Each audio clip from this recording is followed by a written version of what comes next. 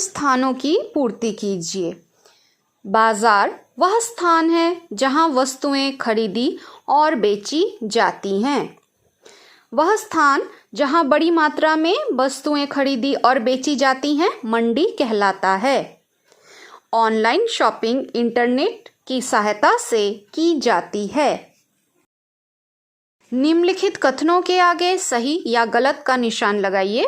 पहला है, सामानों की खरीद बिक्री केवल बाजार की दुकानों से ही होती है। गलत। व्यापारी वस्तुओं के उत्पादनकर्ता एवं उपभोक्ताओं के बीच की कड़ी के रूप में काम करते हैं। सही। ऑनलाइन शॉपिंग का प्रयोग हमारे देश में नहीं किया जाता है। गलत। निम्नलिखित प्रश्नों के उत्तर दीजिए। बाजार का क्या अर्थ है? बाजार का मतलब उन सभी स्थानों से है जहां वस्तुओं को खरीदा या बेचा जाता है। यह कई प्रकार का होता है। विभिन्न प्रकार के बाजार का नाम लिखिए। विभिन्न प्रकार के बाजार निम्नलिखित हैं: साप्ताहिक बाजार, मोहल्ले की दुकानें, शॉपिंग कॉम्प्लेक्स और mall. Online shopping. Online shopping से क्या तात्पर्य है?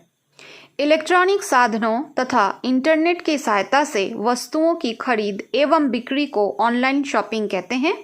इसमें लोग घर बैठे इंटरनेट के जरिए तरह तरह के सामान के लिए ऑर्डर देते हैं और कुछ दिनों में सामान उनके पते या घर तक पहुंचाया जाता है। थोक व्यापारी किसे कहते हैं?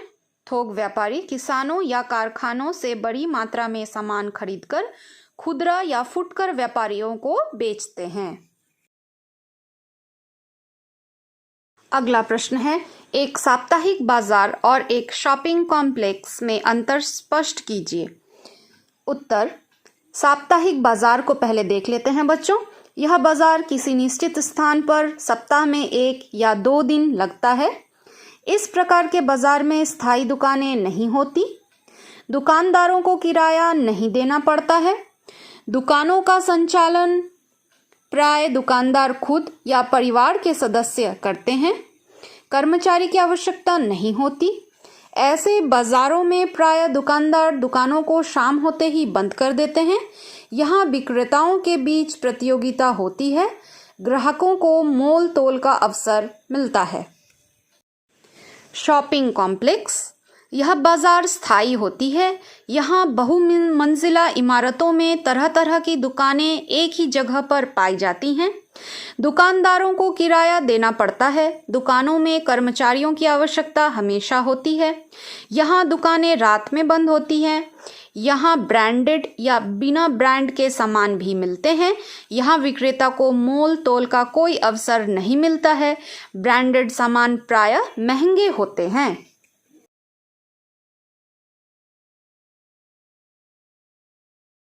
हमारे लिए साप्ताहिक बाजार का क्या महत्व है? इस प्रकार के बाजार में कई दुकानों में एक ही जैसे सामान बेचे जाते हैं, जिस कारण विक्रेताओं के बीच प्रतियोगिता होती है। ऐसे में यदि कोई व्यापारी किसी वस्तु की अधिक कीमत वसूलता है तो ग्राहक उसी वस्तु को कम कीमत पर बेचने वाले किसी दूसरे विक्रेता से खरीद लेता है। इस प्रकार के बाजारों में मोल तोल का अवसर ग्राहकों के पास होता है, जिससे वे दाम कम करवाकर वस्तुओं को खरीद पाते हैं। इस तरह के बाजार हर आय वर्ग के लिए काफी अच्छे होते हैं।